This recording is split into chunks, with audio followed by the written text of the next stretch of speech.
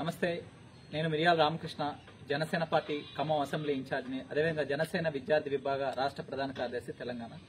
నేను ఒక నేషనల్ మీడియాకి బీఆర్ఎస్ ఎమ్మెల్సీ కవిత, కేసీఆర్ గారి కూతురు కవిత ఒక ఇంటర్వ్యూ ఇచ్చుకుంటూ ఆయన ఇంటర్వ్యూలో అడిగిన క్వశ్చన్ కి సందర్భంగా పవన్ కళ్యాణ్ ని నేను ఒక సీరియస్ పొలిటీషియన్ గా చూడట్లేదు, unfortunately he became deputy CM of Andhra Pradesh అనటం జరిగింది.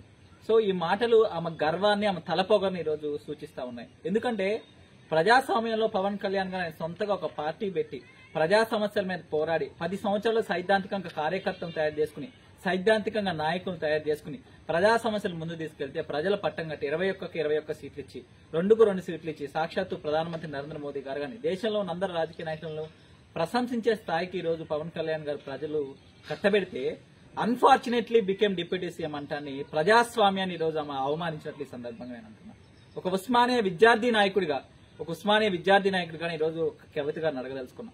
మా ఉస్మానియా యూనివర్సిటీలో మేము ఉద్యమాలు చేసి మా యొక్క సీనియర్లు చాలా మంది ఉస్మానియా యూనివర్సిటీలో ఉద్యమాలు చేసి తెలంగాణ తెస్తే మీ నాన్న దాని గద్దలా తనిఖీలు ఈ రోజు తెలంగాణలో ఒక రాక్షస పాలన కొనసాగించిండు. ఆ యొక్క త్యాగాల వల్లే నువ్వు ఎమ్మెల్సీ అయిను, ఆ యొక్క త్యాగాల వల్లే నువ్వు ఎంపీ అయిను. నువ్వు ఒక మేనేజ్మెంట్ సీట్ లాగా ఎంతో మంది ఇప్పుడు కన్వీనర్ కోట అంటే ర్యాంకులు తెచ్చుకుని సీట్ తెచ్చుకున్న పరిస్థితి ఉంటుంది. అదేవిధంగా ఉస్మానియా యూనివర్సిటీలో అనేక మంది విద్యార్థి నాయకులు, అనేక మంది ఈ రోజు కూడా రాజకీయంగా అనేక ఉద్యమాలు చేసి, విద్యార్థి ఉద్యమాలు చేసి, ప్రజా సమస్యల మీద పోరాడి, సామాజిక ఉద్యమాలు చేసిన ఈ రోజు అనేక విద్యార్థి నాయకులకు ఈ రోజు ఎటువంటి ప్రభుత్వంలో మీ నాన్న 10 సంవత్సరాలు మీ నాన్న పరిపాలన చేసిన ఎటువంటి ప్రాతినిధ్యం లేని చాలా మంది నాయకులను. కానీ నువ్వు డైరెక్ట్ గా అమెరికా నుంచి వచ్చి నువ్వు ఇక్కడ బిజినెస్ చేసుకునే మీ నాన్న నీకు ఎమ్మెల్సీ కట్టబెట్టిండు, ఎంపీ కట్టబెట్టిండు. ఫస్ట్ ఎంపీగా పోటీ చేసినాం, ఒక బీఆర్ఎస్ టికెట్ మీద ఆ రోజు గెలిచినాం. ఆ రోజు వేవ్ లో ఏదైతే తెలంగాణ ఉద్యమం యొక్క ప్రభావం వల్ల నువ్వు ఈ రోజు గెలిచడం జరిగింది.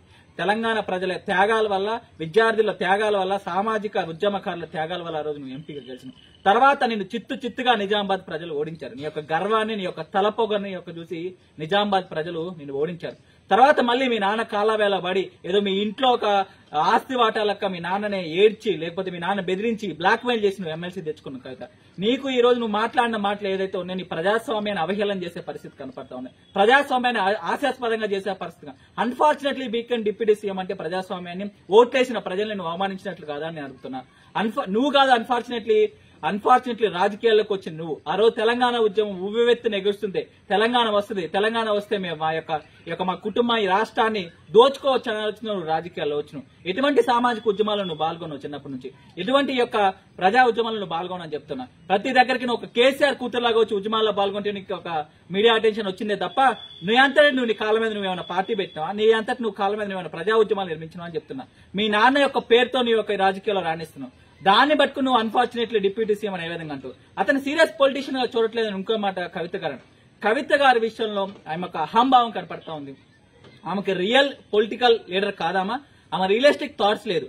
ఏదో పవన్ కళ్యాణ్ కాంట్రడిక్షన్ స్టేట్మెంట్ చేస్తాడు. పవన్ కళ్యాణ్ గారు రోజుకు ఒక మాటలు మాట్లాడతారంటే పవన్ కళ్యాణ్ గారు 10 సంవత్సరాలు రాజకీయ పార్టీ పెట్టి ప్రజా సమస్యల మీద పోరాడి ప్రజా సమస్యలు ప్రజల యొక్క ఆమోదం పొందారు. ఆయనకు తెలియదా ఏ విధంగా ఎప్పుడు మాట్లాడాలో? నిజంగా నీకు ఆ విధమైంది ఉంటే నువ్వు కూడా పార్టీ పెట్టు. నీ యొక్క స్థాయి ఏంటని అడుగుతున్నా. నీ యొక్క స్థాయి ఓన్లీ కేసీఆర్ పుత్రే. నువ్వు మేనేజ్మెంట్ కోట అంటే మీ నాన్న పేరు చెప్పుకుని రాజకీయాల్లోకి వచ్చి నువ్వు, మీ నాన్న పేరు చెప్పుకుని ఎంపీ అయిను, మీ నాన్న పేరు చెప్పుకుని ఎమ్మెల్సీ అయిను. మీ నాన్న పేరు వల్ల నేను ఆ ఇంటర్వ్యూలో పవన్ కళ్యాణ్ గారి మీద ఏవైతే వ్యాఖ్యలు చేసినో ఆ వ్యాఖ్యలు చేసే అవకాశం కూడా నీకు మీ నాన్న పేరు మీద వచ్చింది. కవిత గారు, మేము మళ్ళీ చెప్తా ఉన్నాం, మీరు మాట్లాడిన మాటల్ని మేము విత్డ్రా చేసుకోమని. అసలు నేను ఈ రోజు ఆ మీద వీడియోస్ పెట్టదలుచుకోలేదు, ఎందుకంటే నేను కూడా కన్వీనర్ కోట రాజకీయాల్లో ఒక ఉస్మానియా విద్యార్థి నాయకుడిగా ఉన్నాను. ఖమ్మం అసెంబ్లీ నియోజకవర్గంలో ఆయన సైద్ధాంతిక కార్యకర్తని, సైద్ధాంతికంగా ఆయన ఉంటాను. 10 సంవత్సరాలు పనిచేసిన ఖమ్మం అసెంబ్లీ ఇన్ఛార్జ్ లో ఎమ్మెల్యే టికెట్ ఇచ్చారు పవన్. నేను కన్వీనర్ కోట. నా స్థాయి కూడా నువ్వు పనికిరావు. కన్వీనర్ కోటలో ఎమ్మెల్యేగా Janasena party BJP LNC ticket గా పోటీ చేశారు. నువ్వు మేనేజ్మెంట్ కోట మీ నాన్న పేరు మీద ఎంపీ అయిను, ఎమ్మెల్సీ అయిను. నీది ఆ స్థాయి కూడా కాదు, పవన్ కళ్యాణ్ గారు అనే స్థాయి కాదని చెప్తున్నా. దేశంలో ప్రతి ఒక్క ప్రధానమంత్రి నరేంద్ర మోదీ గారి దగ్గర నుంచి, కేంద్ర మంత్రుల దగ్గర నుంచి, వివిధ రాష్ట్రాలకి పార్టీలకు సంబంధం అతీతంగా కూడా ఈ రోజు పవన్ కళ్యాణ్ గారిని ప్రశంసిస్తున్నారు. ఆయన ప్రజా సమస్యల మీద పోరాడే విధానం ప్రశంసిస్తున్నారు. ఎస్, ఆయన నువ్వు అన్నట్టు సీరియస్ పొలిటీషియన్ కాదు. నీ దృష్టిలో సీరియస్ పొలిటీషియన్స్ నాకు తెలుసు. ఎందుకంటే 10 సంవత్సరాలు మీ నాన్న అధికారంలో ఉన్నప్పుడు ఏ విధంగా జ్యువెలరీ షాపులో గోల్డ్ షాపులకు వెళ్లి గోల్డ్ ఎత్తుకొచ్చుకున్నానో బెదిరించి, ఏ విధంగా బిల్లర్ల దగ్గరికి రియల్ ఎస్టేట్ పర్సన్ దగ్గరికి వెళ్ళి ఏ విధంగా ప్లాట్లు దొబ్బేసినావు, బ్లాక్ మెయిల్స్ దందాలు చేసి ఏ విధంగా నువ్వు డబ్బులు తీసుకొచ్చుకున్నావు నాకు తెలుసు. నీ విధంగా నువ్వు అన్నట్లు నీ దృష్టిలో సీరియస్ పొలిటీషియన్ అంటే దోచటం, అవినీతి డబ్బుతో తిరగటం, తిహార్ జైల్లో ఉండటమే సీరియస్ పొలిటీషియన్ అయితే పవన్ కళ్యాణ్ సీరియస్ పొలిటీషియన్ గారు, కవిత గారు అని చెప్తా ఉన్నా. ఎస్, నీ దృష్టిలో అవినీతి చేయటం, డబ్బులు దోచేయటం, స్కాములు చేయటం, లిక్కర్ స్కాములు చేయటం, తిహార్ జైల్లో నెలలో ఉండటమే నీ విషయంలో సీరియస్ పొలిటీషియన్ అంటే పవన్ కళ్యాణ్ గారు సీరియస్ పొలిటీషియన్ కాదు. నిన్న మీరు చూసినట్లయితే ఎవరు గత స్వాతంత్రం వచ్చిన 70 సంవత్సరాలకు కూడా కొన్ని మారుమూల గిరిజన గ్రామాల రోడ్లు లేవు, సరైన సదుపాయాలు లేవు, స్కూల్స్ లేవు, ప్రైమరీ హెల్త్ సెంటర్స్ లేవు. వీటన్నిటి మీద ఈ రోజు పవన్ కళ్యాణ్ గారు 70 సంవత్సరాల రోడ్లు లేని గ్రామాలకు పవన్ కళ్యాణ్ గారు రోడ్లు తీసుకొస్తా ఉన్నారు. 3 రోజుల క్రితం వాళ్ళ చిన్న కొడుకు కూడా హాస్పిటల్లో ఉంటే హాస్పిటల్ అంత బాధం దిగమింగిన కూడా గిరిజన గ్రామాల్లో పర్యటించారు. ఆ గ్రామాలు ఏ రోజు కూడా రాజకీయ నాయకులు పర్యటించిన పరిస్థితి.